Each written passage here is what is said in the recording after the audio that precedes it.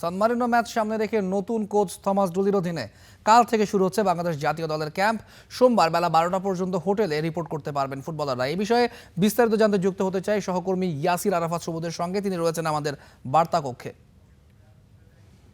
সবুজ, নিশ্চয়ই আমাকে শুনতে পাচ্ছেন। কাল থেকে শুরু হচ্ছে বাংলাদেশের ক্যাম্প। থমাস ডুলির প্রথম হতে পারে এটাই শেষ অ্যাসাইনমেন্ট, যেহেতু এখন পর্যন্ত তার সাথে চুক্তি সম্পন্ন হয়নি। সবকিছু মিলে সবশেষ কি খবর আছে আপনার কাছে?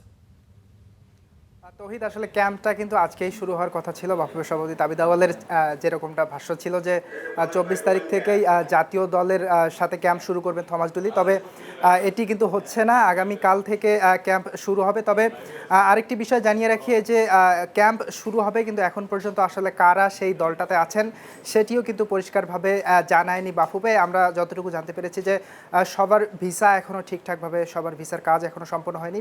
বেশ কয়েকজনের ভিসা নিয়ে কিছু জটিলতা বা তাদের কাজগুলো চলমান রয়েছে, এই জন্য হয়তো বাফুফে এখন পর্যন্ত সবার নাম প্রকাশ করেনি। তবে আসলে ক্যাম্প শুরু হচ্ছে, এখন পর্যন্ত কারা সেই ক্যাম্পে যোগদান করবেন সেটা না জানানো আসলে কীরকম হয়ে যাচ্ছে ব্যাপারটা। তবে এতটুকু নিশ্চিত যে হামজা এবং সমিত সোম তারা দুজন কিন্তু এই ক্যাম্পে যোগ দিচ্ছেন না, তারা সরাসরি সান মারিনোতে চলে যাবেন। এবং তৌহিদ, আপনাকে আরেকটি বিষয় জানিয়ে রাখতে চাই, এই যে পুরো যে দল নির্বাচন বা সব কিছুর করছেন আসলে হাসান আল মামুন, যিনি আসলে হাবিয়ার কাবরেরার সময়কারের সহকারী কোচ ছিলেন, এবং তিনিও আসলে সান মারিনোর বিপক্ষে ম্যাচটাতেই সহকারী কোচের দায়িত্ব পালন করবেন, এবং গোলকিপার কোচের দায়িত্ব পালন করবেন নুরুজ্জামান নয়ন, তিনিও কিন্তু একজন দেশীয় কোচ। এবং এই সময় কিন্তু আরও একটি টুর্নামেন্ট খেলবে বাংলাদেশ। মালদ্বীপে 4 জাতির যে টুর্নামেন্ট খেলবে বাংলাদেশ ছাড়াও মালদ্বীপ, শ্রীলঙ্কা এবং পাকিস্তান সেই টুর্নামেন্টে খেলবে। সেখানেও কিন্তু 1 থেকে 10 তারিখ পর্যন্ত ম্যাচ। সেই ম্যাচের টুর্নামেন্টের জন্য কিন্তু এখন পর্যন্ত দল ঘোষণা করা হয়নি। অর্থাৎ এতদিন আসলে কোচের নাম